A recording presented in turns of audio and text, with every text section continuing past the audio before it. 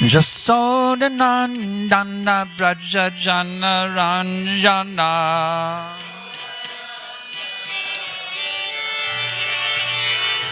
Jasodhanandana Braja Jana Ranjana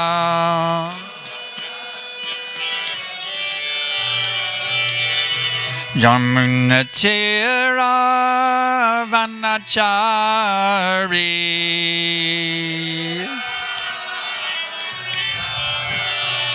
Jamunatira Vanachari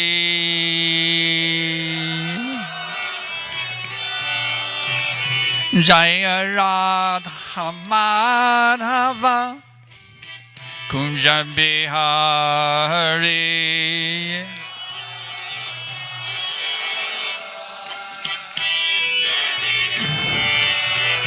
Jaya Radha Madhava Kunja Bihari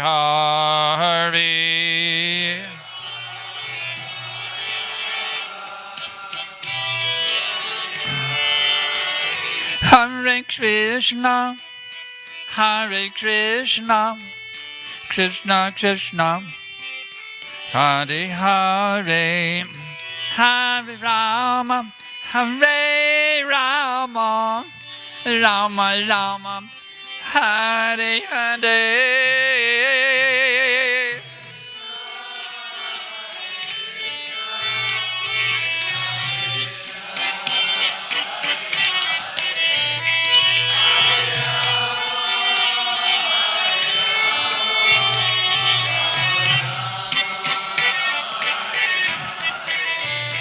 Hare Krishna Hare Krishna Krishna Krishna Hare Hare Hare Rama Hare Rama Rama Rama Hare Hare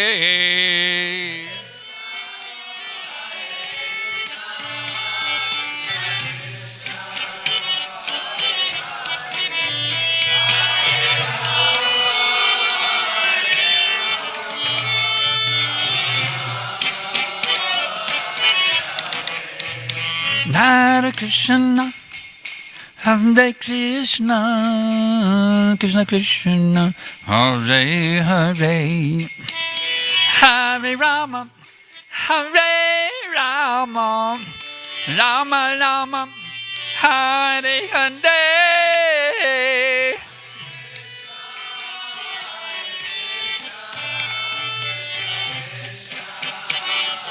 Hare Rama Hare Rama Rama Rama Hare Hare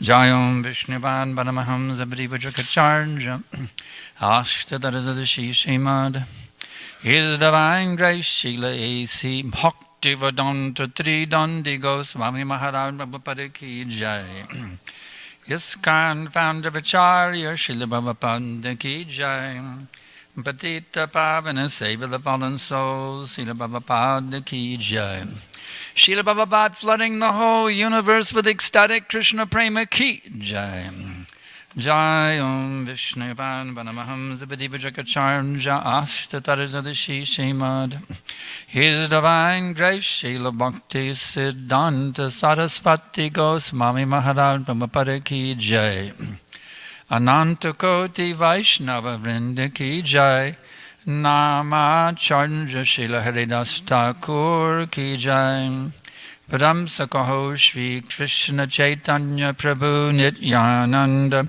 Shri Advaita Gadadhar Shivasadi Gaura Bhakta Vrinda Ki Jai Shri Shri Radha Krishna Gopi Gopinath Shamakun Radhakun Giri Govardhan Ki Jai Vrindavan Dham Ki Jai Mayapur Dham Ki Jai Navadip Dham Ki Jai Jagannath Puri Dham Ki Jai Ganga Mayi Ki Jai Jamana Mayi Ki Jai Bhakti Devi ki jai, Tulsi Devi ki jai, Samaveta Bhakta Vrinda ki jai, Gaura Premananda. All glories to the assembled devotees. All glories to the assembled devotees. All glories to the assembled devotees. All glory to Shishi Guru and Gauranga. All glories to His Divine Grace, Srila Prabhupada. Namam Vishnuvadaya Krishna Masnaya Bharileshni Vidhi Bhakti Vedanta Shamarite Namane. Namaste Saraswati Devi Gaudavani Pacharine. Nivishesha Shunyavadi Paschachate Shatarine. So today we are reading from Srimad Bhagavatam, Canto 1, Chapter 5, Narada's Instructions on Srimad Bhagavatam, text number 22. Om Namo Bhagavate Vasudevaya. Om Namo Bhagavate Vasudevaya. Om Namo Bhagavate Vasudevaya.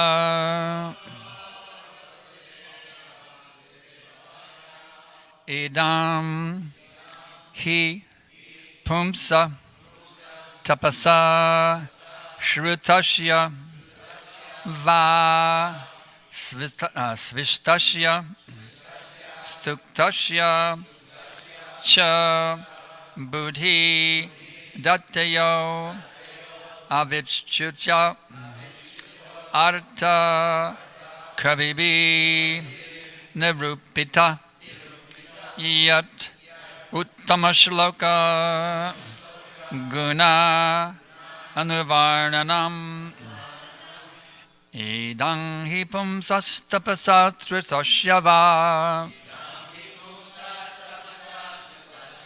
svishtasya suktasya cha buddhi dattayo avachut yorta kavibir nirupito yad uttama shloka gunanuvarnanam idang hupang sastapasa shrutasya va svishtasya suktasya cha buddhi dattayo avichutarta kavibir nirupito yaduttama shloka gunanuvarnanam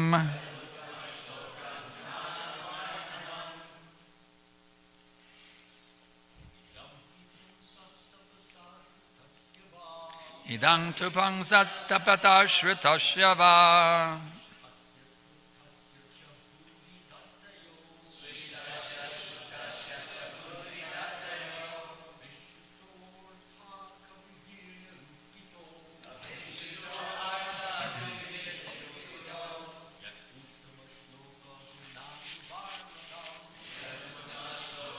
gunanuvarnanam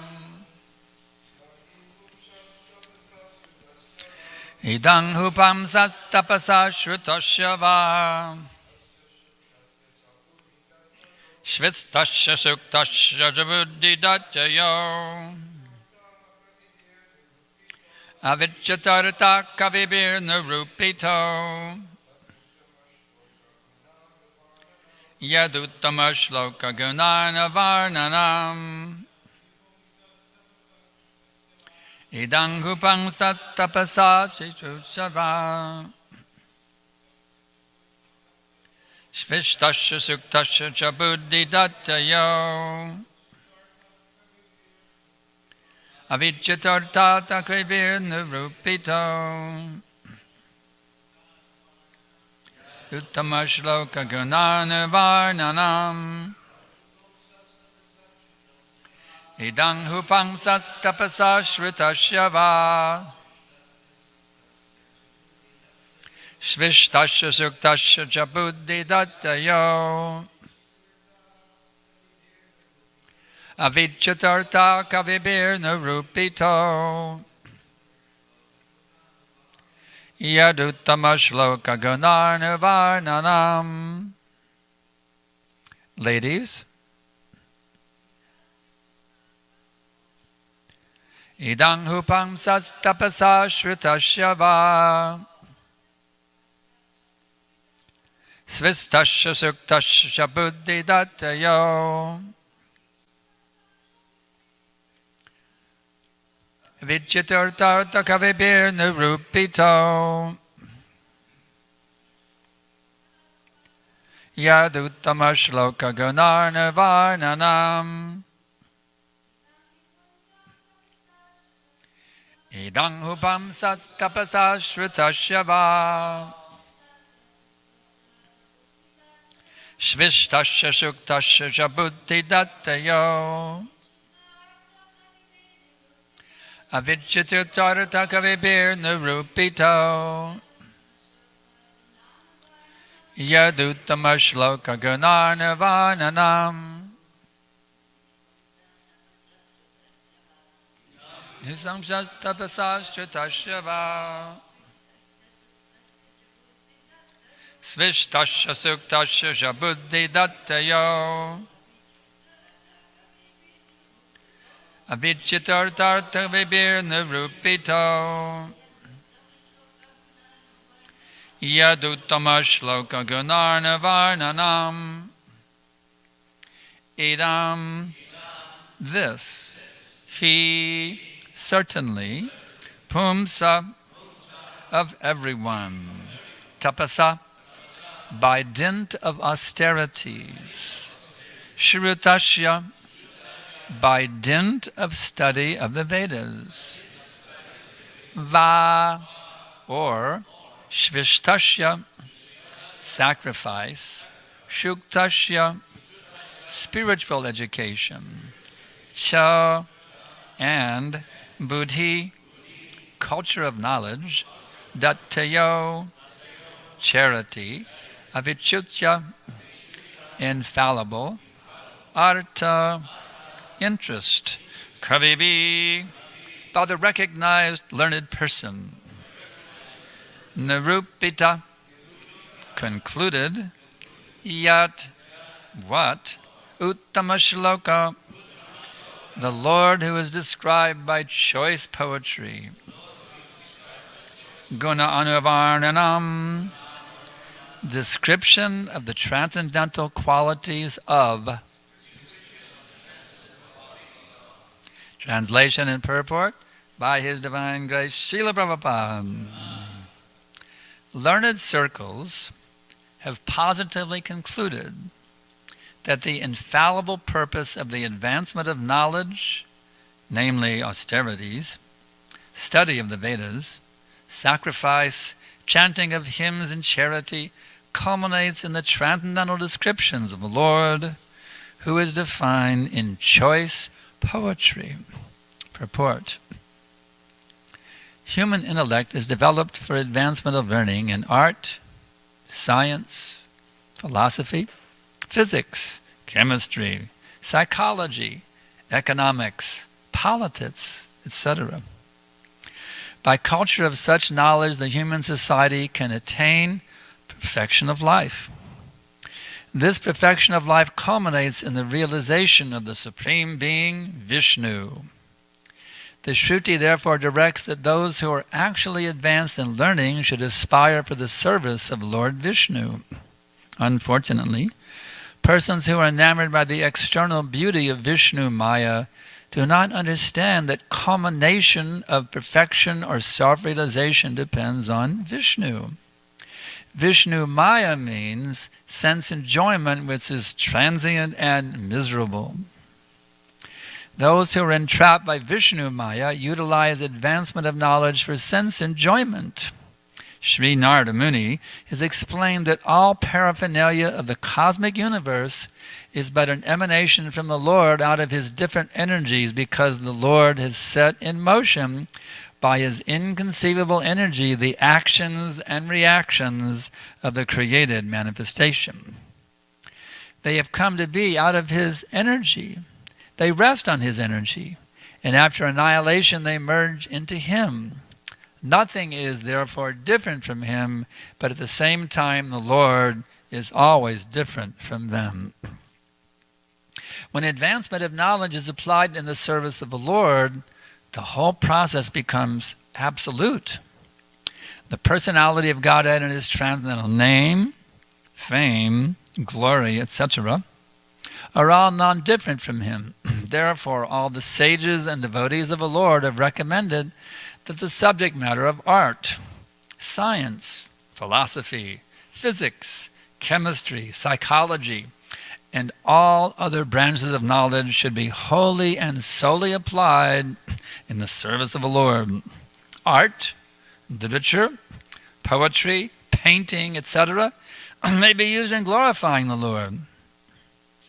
The fiction writers, poets, and celebrated literatures are generally engaged in writing of sensuous subjects, but if they turn towards the service of the Lord, they can describe the transcendental pastimes of the Lord. Valmiki was a great poet, and similarly Vyasadeva was a great writer, and both of them have absolutely engaged themselves in delineating the transcendental activities of the Lord, and by doing so have become immortal. Similarly, science and philosophy should also be applied in the service of the Lord. There is no use presenting dry, speculative theories for sense gratification. Philosophy and science should be engaged to establish the glory of the Lord. Advanced people are eager to understand the absolute truth through the medium of science, and therefore a great scientist should endeavor to prove the existence of the Lord on a scientific basis. Similarly, philosophical speculations should be utilized to establish the supreme truth as sentient and all-powerful. Similarly, all other branches of knowledge should always be engaged in the service of the Lord. In the Bhagavad Gita also the same is affirmed, all, quote, knowledge, unquote, not engaged in the service of the Lord is but nescience. Real utilization of advanced knowledge is to establish the glories of the Lord, and that is the real import. Scientific knowledge engaged in the service of the Lord and all similar activities are all factually Hari Kirtan, or glorification of the Lord. Wow. Prabhupada ki jai.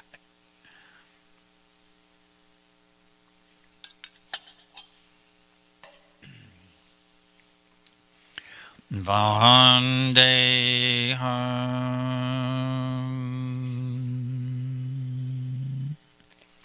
Shri Guru Shri Jata Varakamalam Shri Gurun Vaishnavam Cha Shri Rupam Sagrajatam Sahagana Raghunathan Vitam Tam Sajivam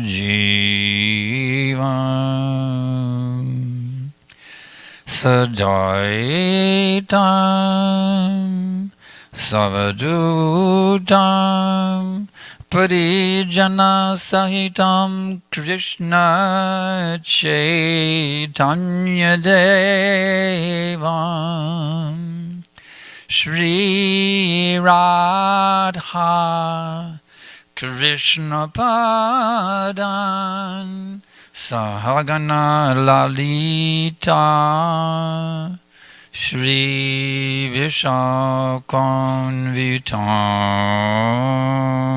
Cha Namam Vishnu Padaya Krishna Prestaya Bhutale Srimate Bhakti Vedanta Svaminiti Namine Namaste Sarasvate Deve Gaudavani Pracharine nirvishesha shunyavadi paschatya deshatarine. So today we are hearing about the learned circles. Where are these learned circles? Who are these learned circles? Those who have positively concluded that the infallible purpose of the advancement of knowledge is to realize Krishna. These are the learned circles. Of course, there are many who advertise themselves as the learned circles. Harvard, Yale, Oxford, Cambridge, etc., etc. We are the learned circles.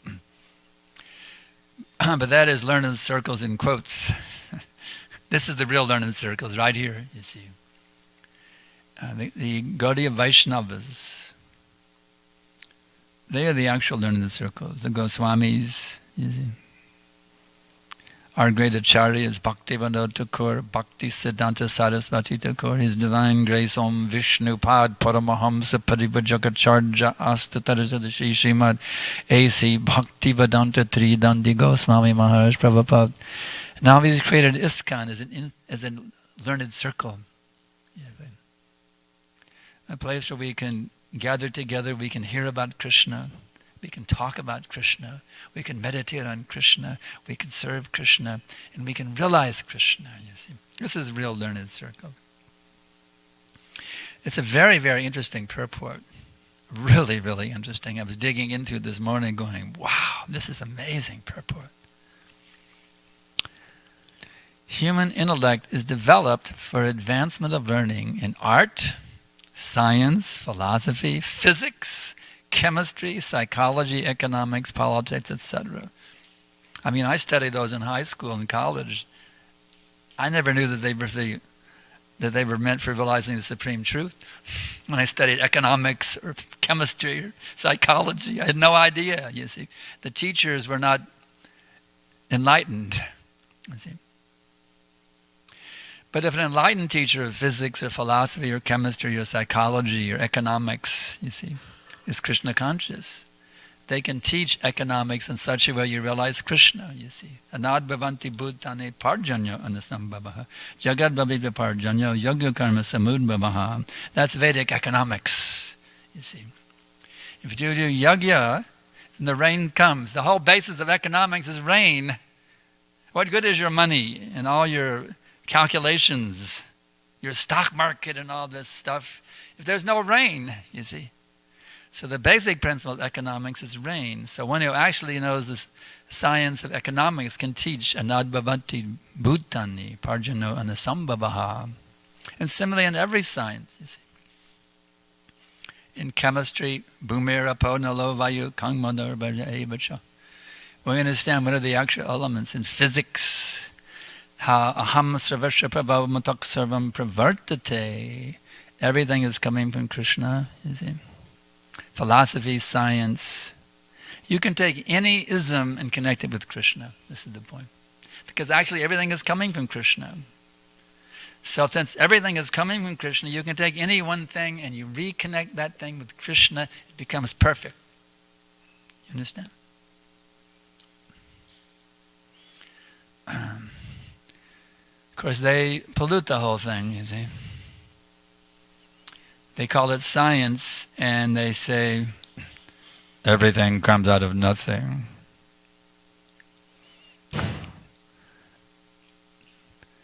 The ass goes, hee-haw, hee-haw, hee-hawking, Stephen hee-hawking. Everything comes out of nothing, you see. And they call that science, you see. But let's analyze it scientifically, you see. Science means observation and experiment, right? You can prove your theory with an experiment, you see. Everything comes out of nothing. Well, that means at least something, we must be able to get at least one thing out of nothing, right? I tried it in Kuala Lumpur. I said, I'm going to test Dr. Stephen Hawking's theory. I really love popcorn, so I'm going to try it with popcorn, you know. I turned on the stove, I took an empty pot, I went, pop, pop, pop, and no popcorn came out of nothing. If I can't even get popcorn out of nothing, how I can get the whole universe out of nothing? You see what I'm saying? So that this is not science, this is nescience. But let's look at the other side of it now. If everything doesn't come out of nothing, then everything must come out of something. Can we prove that? Everything comes out of something. You can take anything and you'll see it came from something. So if you go back to the original something, then you've got the origin of existence. But some may argue, some speculators might argue, but actually there's an infinite chain of causality, so there's no original something. It's just an infinite chain of causality. It goes into infinity.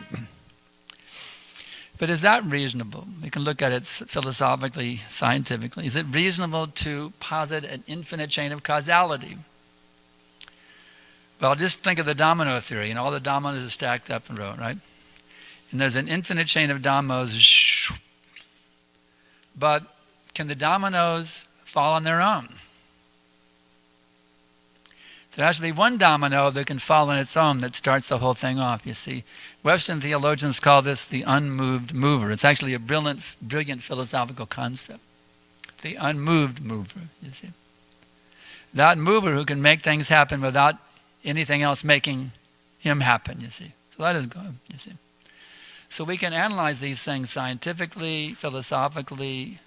You see, Krishna consciousness is not blind faith. It's actually very, very scientific. We have a whole science to prove the existence of that original unmoved mover. But some say, well, but it doesn't have a personality. It doesn't have a form. You see, they argue that. So is that really a scientific understanding? You see. For example, you can hear what I'm saying, can't you? You can see me, right? We can see the deities, we can hear the kirtan, we can taste prasad, and we are sentient beings. We can experience so many things with our senses. So that supreme, the source of all existence, how could it not have what we have, you see? We're all the expanded energy of that original something. So since we have personalities, since we have senses, since we have all these things, how we could possess them if they're not there in the original something? Therefore, the original something must be a personality, you see, a sentient being.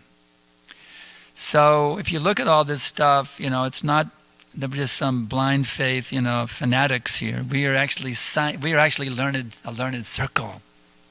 And we have deep philosophical and scientific evidence to support Krishna consciousness. So it's pretty exciting, really, This is the perfection of intellectualism, Krishna consciousness. Perfection of physics, chemistry, psychology, everything. Art, Prabhupada says, art, science, philosophy, physics, chemistry, psychology, everything.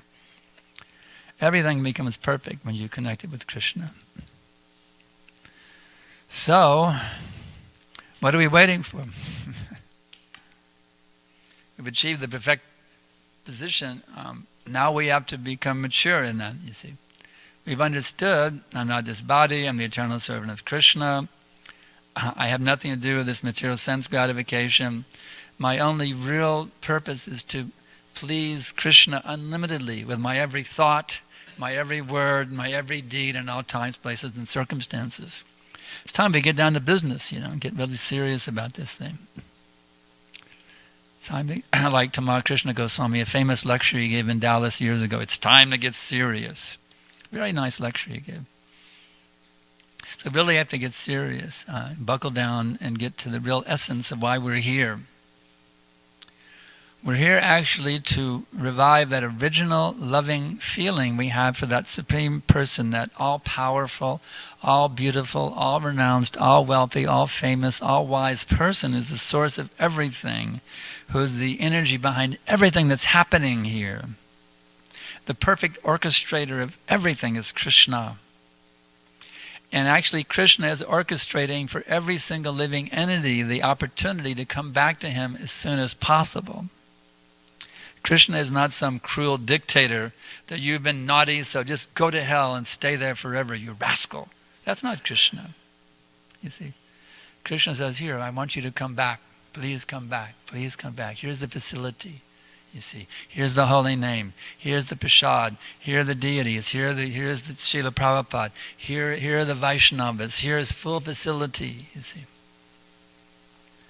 Krishna is giving full facility. So let us now master this art. Just like we have these beautiful paintings here, incredible paintings. Like this one's especially astounding here. Gopal Krishna, it's just amazing, the depth of color. It's amazing. You feel like it just doesn't look like a painting. It's just so amazing. So just as this artist has developed this art, we have to develop the art of being Krishna conscious at every minute. When you wake up in the morning, when you're walking across the street, when you're going out to distribute books, when you're going to the altar to offer arti, when you're going to work at a karmi job, when you're everything at every step, we have to master that art. How can I do this in such a way to give unlimited pleasure to Krishna right now, you see? How can I think in such a way that Krishna will go, it's so wonderful you're thinking that way. How can I speak in such a way that Krishna will say, it's so wonderful how you were speaking. Thank you very much. How can I engage in my body and activities that Krishna will say, yes, that's wonderful how you're engaging yourself right now. We want to give unlimited pleasure to Krishna at every minute. That is Krishna consciousness, you see. We always say water the root of the tree, but the trouble is we're giving some water to the root and water here, water there. We're still splayed out. At least I am anyway. Neophytes like me, you see, we're still splayed out. We're not giving all of it to Krishna. Some for my tongue, some for my ears, some for this and that, you see. I can speak as a neophyte devotee myself, you see. I'm not giving it all to Krishna, you see. Therefore, I'm miserable in many ways, you see, because I'm not giving it all to Krishna, you see. And we actually can master this art of giving everything to Krishna at every minute, not holding anything back. Then, what is the result? Yayatamang prapajante tang stataiva bhajam yaham. Inasmuch as they surrender to me, I reward them accordingly. So, the more you give yourself to Krishna, the more Krishna gives himself to you. And Prabhupada explains, actually Krishna reciprocates 10 times more. You see, whatever you give to Krishna, 10 times comes back. It's a pretty good investment, huh? Just imagine a bank account. You put $1 in, you get $10 out. Put $10 in, you get 100 out. Put 100 in, you get 1,000 out. It's a pretty good investment. So the ultimate investment is Krishna consciousness. Because whatever you put into it, you get 10 times more out of it. So therefore, we should really become very serious now to give everything to Krishna, not holding anything back, absolutely everything to Krishna. It's amazing what happens when one does that, as Prabhupada explains. One of the most astounding purports in all of Prabhupada's books, at least for me, he says that when one chants the holy name of the Lord without offense, he becomes Jagat Guru, and under his influence, the whole world takes up the chanting of Hare Krishna. Wow. I mean, there's that much impact just by Shuddhanam. By Shuddhanam, one can actually inspire the whole world to become Krishna conscious. That's pretty amazing, isn't it? Just by pure chanting of the holy names, you can influence the whole world to become Krishna conscious. So that tells us, get serious about becoming a pure chanter of the holy name. Get very serious about it, you see. Because Krishna manifests himself to the pure chanter, and that pure chanter is empowered to make the whole world Krishna conscious. That is the great power of pure chanting of the name. So if we take this process very seriously, Hare Krishna, Krishna Krishna, Hare Hare, Hare Rama, Rama Rama, Hare. There's no limit to how much we can become ecstatic. We can actually come to that point where, as Prabhupada ordered me in one letter, he said, now you just qualify yourself to see Krishna face to face. Wow, it's a pretty heavy order. I got a long way to go. I still see the material energy out there. I don't see Krishna yet. But Prabhupada ordered me to become qualified to do that. You see? to be able to see Krishna face to face. So, is it possible? Sure. Is it difficult? For me it is. But actually, for the self-realized, though, it's a piece of cake. Because he purely chants Krishna's name, and Krishna becomes manifest to him, you see. So this process is indeed, as we say, simply wonderful. That famous, we all heard that many times, I guess. Nanda Kishore asked Prabhupada, what happens when we give somebody a simply wonderful on the street? Prabhupada said he will eat that wonderful sweet, and he will come to your temple, and he will become Jai, simply wonderful. This process is simply wonderful, and you are all simply wonderful. Prabhupada told us. And then our godbrother said, Prabhupada is simply wonderful. And Prabhupada said, that's all right, I have kirtan. Big, huge kirtan exploded. A simply wonderful kirtan. So we've been blessed by this simply wonderful process, how simply terrible people like me can become simply wonderful, you see. How that we can make this whole world simply wonderful. We can spiritualize the whole world, actually. And we can spiritualize the whole world. Or at least we can try. I mean, Prabhupada ordered us. He said, become guru and deliver the whole world. Wow. Deliver the whole world, Prabhupada? Yes, he said, deliver the whole world. He said, directly said, become guru and deliver the whole world. Wow. So, is it possible? We can hardly deliver ourselves. I'm thinking about delivering the world. But yes, with the order of the spiritual master comes the power to carry it out. And even if we're not successful, at least we'll go back to Godhead. Another wonderful quote, Prabhupada says, a Krishna-conscious being is always planning how to deliver the suffering humanity back to home, back to Godhead. Even if he is not successful in doing so, his perfection is guaranteed, and anyone who follows him will also become perfect. That's a pretty high definition of what it means to be Krishna-conscious. A Krishna-conscious being is always planning how to deliver the suffering humanity back to Godhead. That's why when Savas asked me how I was doing this morning, I said, well, I'm not there yet. I'm not Krishna-conscious yet. Because I'm not always planning how to live with the world. I'm thinking, where's my sense gratification? Where can I sleep? Where can I eat? I'm not there yet. But actually, when one actually comes to that position, the true, full definition of being Krishna-conscious, you're always totally absorbed. How can I deliver these fallen souls back to Krishna? How can I liberate them from this horrible entanglement in birth and death? How can I bring them back to their constitutional position? You see, that's the burning desire in the heart of great acharyas like Srila Prabhupada, you see. Burning desire in the heart, you see. So that's the actual standard of being Krishna-conscious, as Prabhupada describes. So we can pray that someday, someday Krishna, please bless me, I can be fully absorbed in this mood of giving Krishna to all the fallen souls.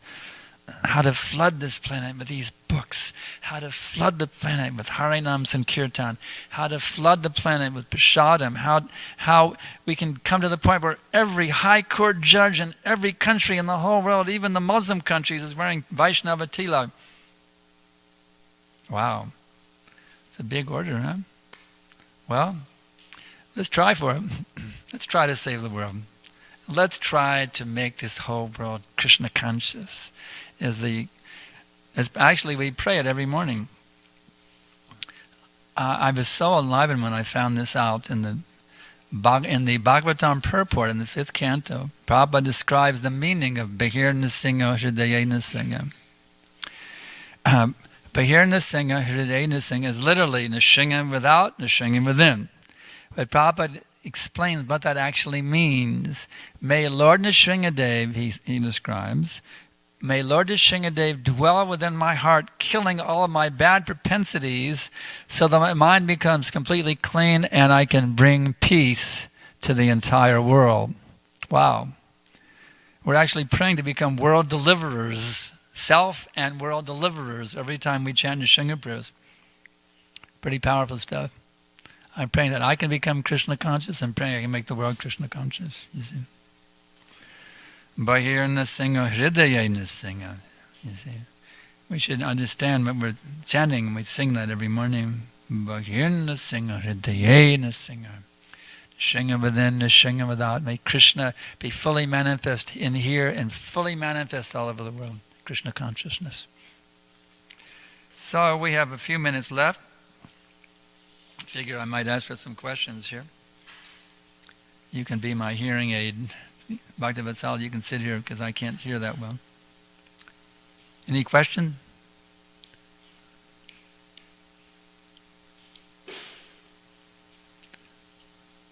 There's a question.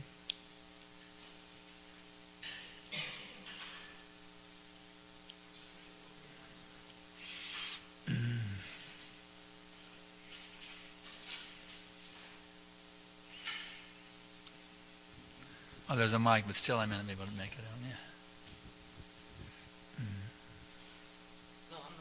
That Mataji there. Thank you for a very nice class. In 18th chapter of Bhagavad Gita, the qualities of a Brahmana are described, and in the purport, Prabhupada says that a Brahmana does not have time to earn his livelihood. And I was wondering, because Prabhupada doesn't go into any detail in the purport about that, I was wondering, why does he say like that? Let me make up what he's saying.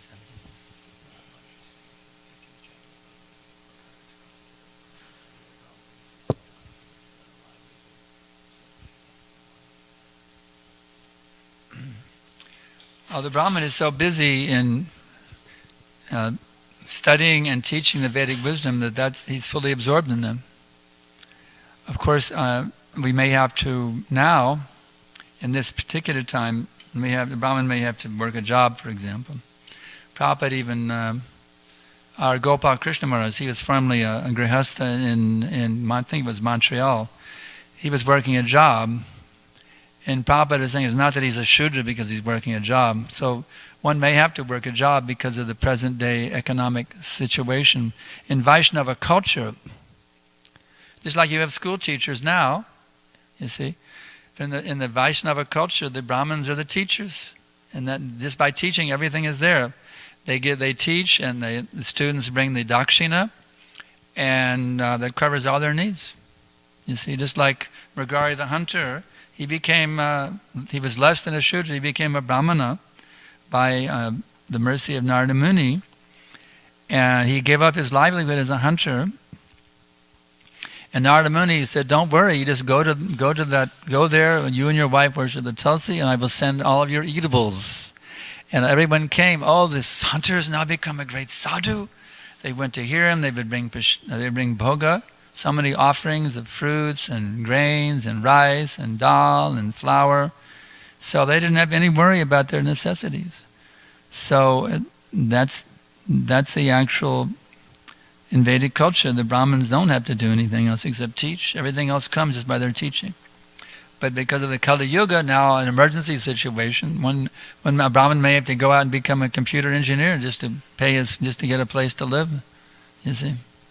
It's an emergency situation in the Kali Yuga. Does that answer your question? Yeah, I think so. Yeah. I was just, sometimes at the temple, we have our brahmanas are engaged in helping to raise money to continue the deity worship, to make sure that it's well supported. And sometimes it works really well, and then sometimes the brahmanas become contaminated because they become interested in the fruits of it. But sometimes it works really well, and the temple is very well supported by a program like that. So I'm just wondering how, I'm just sometimes I have doubt. I know this is managerial decisioning that I'm talking about, so it's none of my business, but sometimes Let me catch up, because I'm catching any of it, hardly any of it. What is it?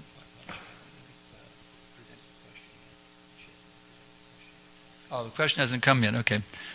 Sometimes I have wondering how much devotees should be engaged in earning money to support the deity worship if it's going to distract them from the deity worship. The question is, do the needful. Whatever is needed to be done, you do them. You see? Do the needful. Just like I was a brahmachari for 14 years, living in the ashram. And then I got married, and he said, well, in the old days, all the householders were supported by the temple. In the early days of ISKCON, they all lived. We had, just like in Houston, we had the 3 floors. We had the temple room on the first floor, we had the brahmacharis on the second floor, and the householders on the third floor. Brahmacharya used to call it Never Never Land, the third floor. So everybody was supported by the temple. It was a economy. But then I remember when Tamal Krishna Goswami said, no, the householders should not be supported by the temple. They should support the temple. They should all go out and get jobs. And I got married just at that time. So, okay, I'm going to do my duty.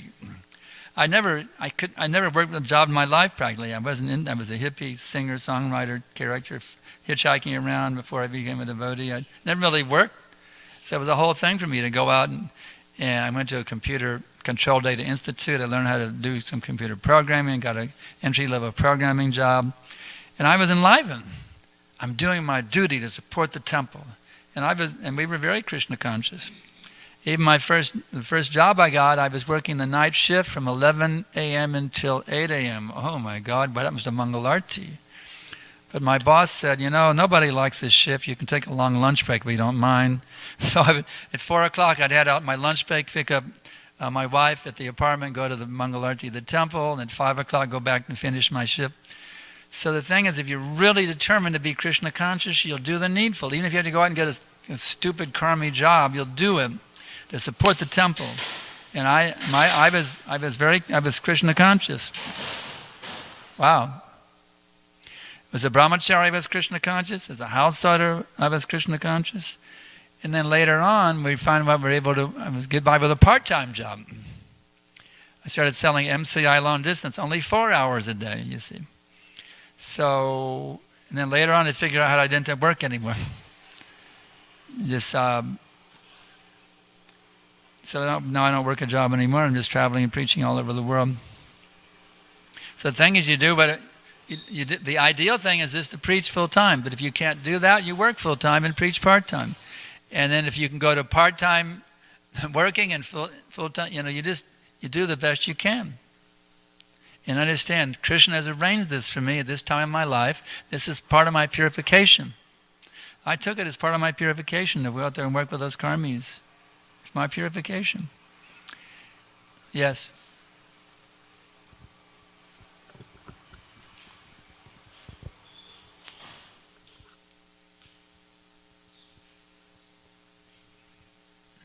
Hare Krishna Prabhu, thank you for keeping us on your world tour schedule. Very nice to have you here. Nice class, thank you. I'm absolutely delighted to be here. It's just, I can't say how much I'm enlivened to be with all these wonderful Vaishnavas. Your answer was more from the personal point of view, how devotees should conduct themselves in terms of household life and raising money. But her question was based on an institutional viewpoint. Let me catch up with what you said. Speak a little louder than you were talking.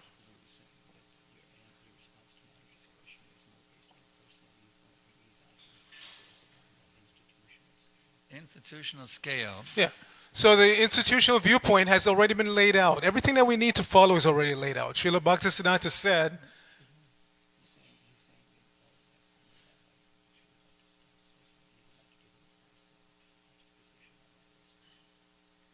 yeah, Srila,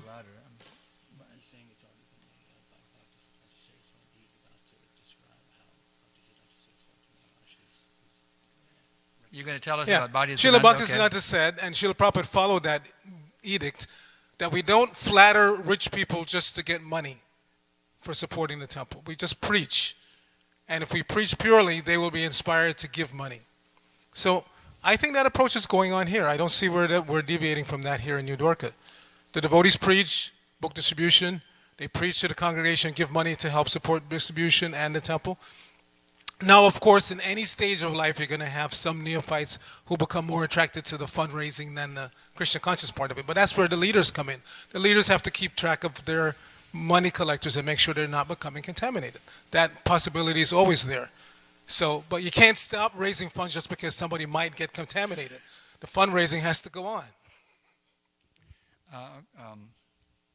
Yes, fundraising must, I got that last line, fundraising must go on. Yeah, Yes, the temple needs money, that's true. We do have to do whatever we have to.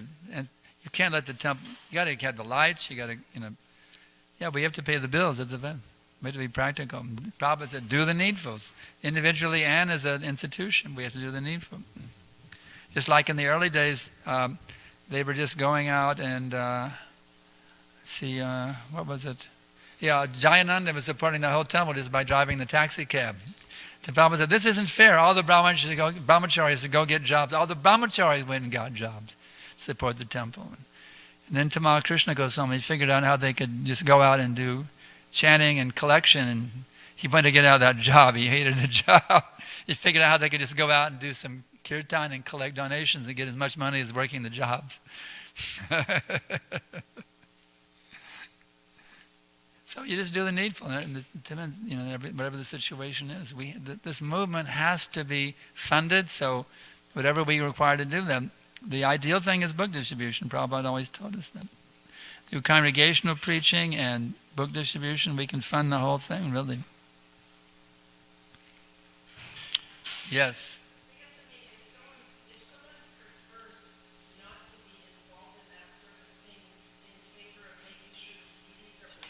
In favor of being what?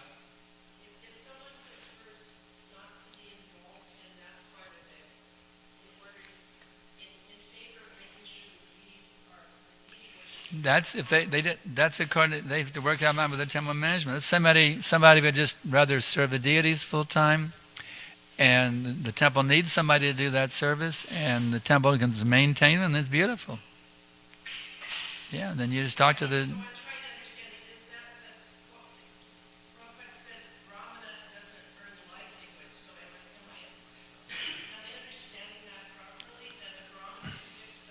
Ideally, he does. But Prabhupada confirmed that Gopal Krishna Das Adhikari was a Brahmin, even though he was working as a Sudra. In the early, you can read that in the letter book. So it's just a matter of doing.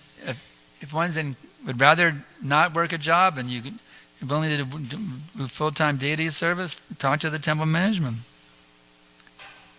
Talk to the temple management. Because they need someone to cover the deity service.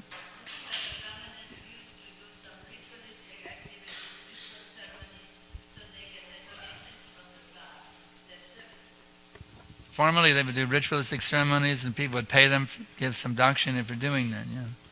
So that's Prabhu.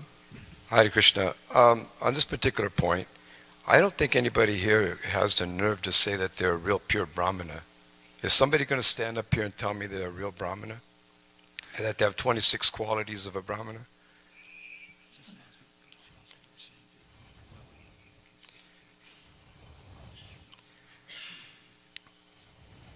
So we're talking about this idea of a Brahmana. We would like to be pure Brahmana. We're actually Vaishnavas. Yeah. That's more than a Brahmana. We're not some smart Brahmana. That's all Very we're good going to point. do is just a puja all day. Very And then good we're going to go home and chant japa or something. We're actually Vaishnavas. Our position is to serve Krishna, and we need to do whatever we have to do in order to make Krishna consciousness go on in the world and in our temple. And whatever the spiritual master wants us to do, we do. And whatever authority wants you to do, you do if it's in line with what Srila Prabhupada wants to do. So this idea of a Brahmana, if you want to be a Brahmana, then go home and be a Brahmana and try to figure out the 26 qualities or whatever. But my understanding is that a devotee takes on the position of a Brahmana to get purified. But after that purification, one is a Vaishnava, and that is above a Brahmana and the way a Brahmana thinks. He's a Vaishnava. He believes in serving the Lord, and whatever the Lord wants, they'll do. This is what I was trained. Yeah, beautiful. A Vaishnava can act in any capacity. He can act like a Brahmin, a Kshatriya. Even there was that Parasaram was actually a Brahmin, but he acted like a Kshatriya, isn't it? Yeah. So a Vaishnava can act in any capacity, whatever is favorable for pleasing Krishna and Guru. That's a very good point. He's higher than Brahman, but actually that makes him automatically a Brahman, even if he's acting externally as a Shudra, Vaishya, or a Kshatriya. He's actually a Brahman. The highest Brahman is the Vaishnava. He's fixed in Brahman, in Krishna consciousness. Very good point. In other words, they all earn money. Even Srila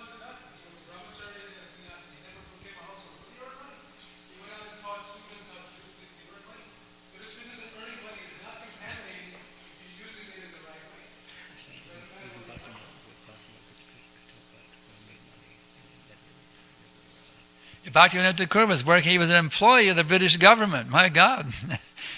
Yeah, he was acting as a Sudra, as an employee. Yeah. He even collected money to have festivals, Srila Bhaktisiddhanta Maharaj. And he would drive around in a Cadillac convertible or Mercedes convertible vehicle. He used to wear very good clothing, turban, everything in order to just engage people to come and do something for Krishna consciousness. And when he had a festival, he would have people that would swallow swords, that would swallow fire, that would do all kinds of things that were just completely, innovative in India, just unheard of for a devotee or a brahmana to do this. A brahmana wouldn't even be seen there, what to speak of other things. But the point being is that, yes, if we don't learn how to do everything for Krishna, then how will Krishna consciousness go on? We can't completely depend on everybody all the time to do everything for us. It doesn't work that way. Srila Prabhupada didn't depend on everybody. He himself pushed on this Krishna conscious movement practically single-handedly. And he did everything. Everything that was necessary to do, he did. Yeah, in the beginning, Prabhupada did everything. He would collect the money. He would go shopping to buy the bhoga. He would cut the vegetables. He would put them in the pot. He would spice them. He would stir them. He would offer them. He'd serve out the feast. One devotee, in the early days at 26 2nd Avenue, he said, "I wonder who's helping Swamiji in the kitchen." He went in there and Swamiji was all alone doing the whole thing by himself. And then he volunteered to help Prabhupada wash the dishes at the inn, and Prabhupada was so pleased. Somebody spontaneously came forward to help him do that, you see. So it's a fact of a pure devotee, anyone who's sincerely following the footsteps of our great pure devotee, founder Acharya Srila Prabhupada, will be willing to do whatever is required at every minute to see that this movement is successful. It's a fact. Srila Bhaktivinoda was a magistrate, and he had a job. He was actually a judge. He had a job. He went and made money. He worked, to support his family. And in fact, he was actually criticized by the Brahmanas. And at one particular point, Srila Bhaktisiddhanta Maharaj had to represent Bhaktivinoda Maharaj in order to help the Brahmanas understand what it is to be a Vaishnava. Because the Brahmanas in those days were simply absorbed in doing their rituals and collecting funds for the rituals. So the idea is that a Vaishnava goes beyond that particular ritualistic ceremonies. He goes beyond that just being a Brahmana. He's a Vaishnava. He'll do whatever it takes to serve Krishna. Jai. Vaishnava Dharma ki jai. So, I guess we'll stop here. And we thank you all very, very much for attending Bhagavatam class. Srila Prabhupada ki jai. Grantaraj Srimad Bhagavatam ki jai.